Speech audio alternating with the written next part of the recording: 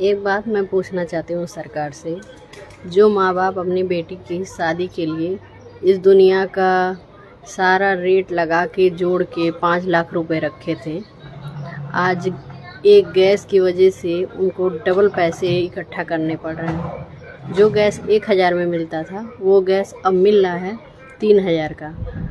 तो क्या करें, माँ बाप अपनी बेटियों का शादी ना करें? गोल्ड तो वो ले भी नहीं सकते, क्योंकि जो गोल्ड 20,000 का मिलना चाहिए वो तो अब 60-70 हज़ार का मिल रहा है।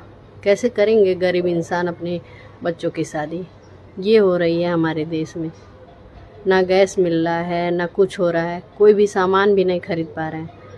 और इतना अफवाह मार्केट में लोग फैला दिए हैं, एक बिंदी से ले के चूड़ी तक का रेट बढ़ा दिया गया है। जो अलमारी 10,000 में मिलनी चाहिए वो 15,000 की मिल रही है। कैसे गरीब लोग खरीदेंगे? ऐसे ही होगा हमारे देश में।